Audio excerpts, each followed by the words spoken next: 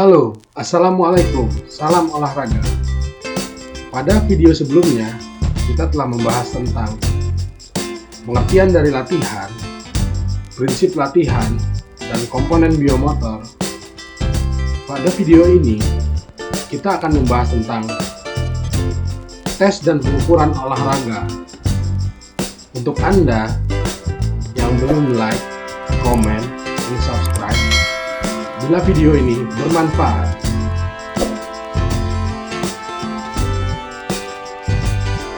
Halo, salam olahraga. Setelah video sebelumnya kita membahas tentang pengertian dari latihan dan komponen latihan. Pada video kali ini, kita akan membahas tentang sesuatu yang erat kaitannya dengan latihan, yaitu tes dan pengukuran olahraga. Apa sih itu tes dan pengukuran olahraga? Untuk lebih jelasnya mari kita tonton video berikut ini. Secara bahasa, tes berasal dari kata testum, merupakan istilah dari bahasa Prancis kuno, yang berarti piring untuk menyisihkan logam-logam mulia. Namun ada pula yang mengartikan sebagai sebuah piring dari tanah liat. Tes pertama kali dikenalkan oleh James Chattel dalam bukunya yang berjudul Mental Test and Measurement. Kemudian, tes ini berkembang dengan cepat di Amerika sehingga dalam waktu yang tidak terlalu lama, tes ini mulai digunakan oleh masyarakat. Sebelum mengenal lebih jauh apa itu tes, terlebih dahulu kita harus mengetahui istilah yang digunakan dalam tes dan pengukuran olahraga. Berikut ialah istilah yang sering digunakan. Adapun istilah-istilah tersebut adalah sebagai berikut. Yang pertama, tes. Tes adalah alat atau prosedur yang digunakan untuk mengetahui suatu suasana dengan cara atau aturan-aturan yang sudah ditentukan. Yang berikutnya ialah tes T. Tes T ialah responden yang mengerjakan tes. Orang inilah yang akan dinilai dan diukur baik mengenai kemampuan, minat, bakat, pencapaian, dan sebagainya. Secara sederhana tes diartikan sebagai alat yang digunakan untuk mengukur. Pengukuran merupakan suatu proses, sedangkan evaluasi adalah pemaknaan hasil yang didapat.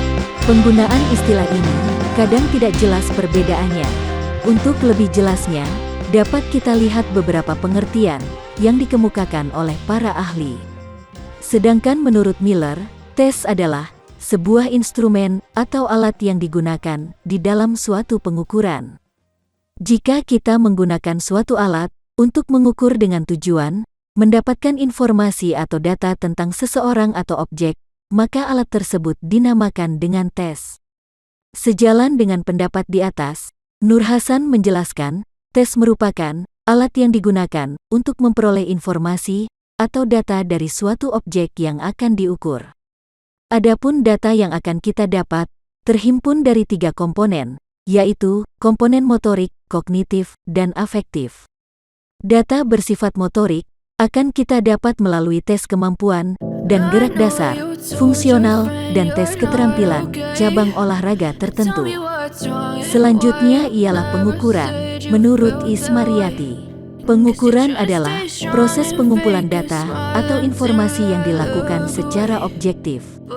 Sedangkan menurut Miller, measurement is usually thought of a quantitative. It is the process of assigning a number to a performance or an attribute of a person. Sejalan dengan pernyataan di atas, Nur Hasan menjelaskan bahwa pengukuran merupakan proses pengumpulan data atau informasi dari suatu objek tertentu. Hasil yang didapat dari pengukuran bersifat kuantitatif. Jadi dapat disimpulkan bahwa pengukuran merupakan suatu proses mulai dari persiapan alat tes, pelaksanaan, sampai dengan mendapatkan hasil tes berupa data kuantitatif yang dapat diolah secara statistika. Kebutuhan dan fungsi tes pengukuran dalam olahraga. Data yang didapat dari hasil pengukuran sangat berguna untuk kebutuhan evaluasi dan pengambilan keputusan dalam proses latihan.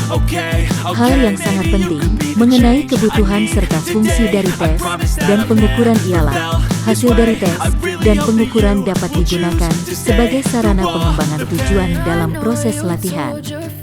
Hasil yang didapat juga dapat dipakai sebagai penilaian kemajuan latihan, memperbaiki program latihan, dan merekam kemajuan atlet dan hal lain yang dirasa perlu untuk meningkatkan efektivitas latihan. Adapun fungsi dari tes dan pengukuran, menurut Nur Hasan, yaitu mengelompokkan siswa atau atlet. Yang kedua, menentukan status atlet. Yang ketiga, mengadakan diagnosa dan bimbingan. Yang keempat, pemberian motivasi. Yang kelima, perbaikan latihan. Yang keenam, menilai pelatih dan bahan alat membantu dalam survei. Yang ketujuh, alat pembantu dalam penelitian. Yang selanjutnya ialah tes yang baik. Di mana tes yang baik itu, menurut Suharsini, tes yang dikatakan baik haruslah memenuhi kriteria sebagai alat ukuran yang memenuhi persyaratan tes, yaitu validitas, reliabilitas, objektivitas, praktikabilitas, dan ekonomis. Berikutnya kita akan membahas tentang validitas. Validitas dengan valid adalah berbeda. Kata validitas merupakan sebuah kata benda, sedangkan valid merupakan kata sifat. Jadi, kalau seseorang mengatakan bahwa tes ini sudah valid, jelas kalimat tersebut tidak tepat. Namun, jika kalimat tersebut diganti dengan tes ini sudah baik karena sudah valid, atau tes ini sudah baik karena validitas yang tinggi, sebuah data akan dikatakan valid apabila sesuai dengan keadaan sebenarnya. Sebagai contoh, informasi seseorang yang berinisial A menyebutkan si A memiliki badan gemuk karena memiliki berat badan 80 kg dengan tinggi 65 cm. Data yang dimiliki si A ini akan valid bila memang sesuai dengan kenyataannya. Jika data yang dihasilkan dari instrumen valid, maka dapat disimpulkan bahwa instrumen tersebut dinyatakan valid karena dapat menggambarkan data secara benar atau sesuai dengan kenyataan keadaan sesungguhnya. Yang berikutnya ialah reliabilitas. Reliabilitas diambil dari kata reliability dalam bahasa Inggris, berasal dari kata reliable yang artinya dapat dipercaya. Seseorang dapat dipercaya bila orang tersebut selalu berkata hajar, tidak berubah-ubah pembicaraannya dari waktu ke waktu. Demikian dengan sebuah tes. Tes tersebut dapat dikatakan dapat dipercaya jika memberikan hasil yang tetap apabila diteskan berkali-kali.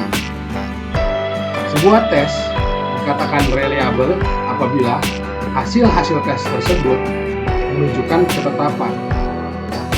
Sebagai contoh, apabila para siswa diberikan tes yang sama pada waktu yang berlainan, maka setiap siswa akan tetap berada dalam urutan yang sama dalam kelompoknya.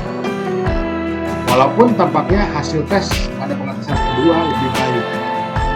Akan tetapi, karena kenaikannya dialaminya oleh semua siswa, maka tes yang digunakan dapat dikatakan memiliki reliabilitas yang tinggi. Kenaikan hasil tes barangkali disebabkan oleh adanya pengalaman yang diperoleh pada saat pengalaman tes yang pertama.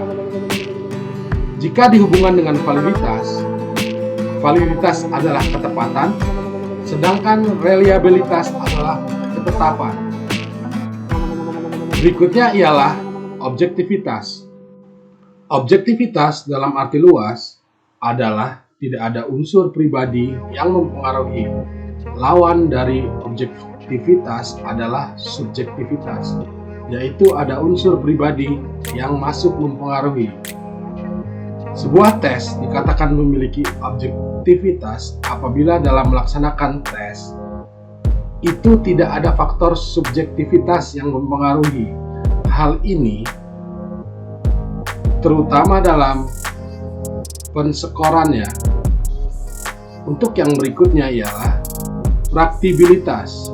Sebuah tes dikatakan memiliki praktibilitas yang tinggi apabila tes tersebut bersifat praktis dan mudah mengadministrasikannya.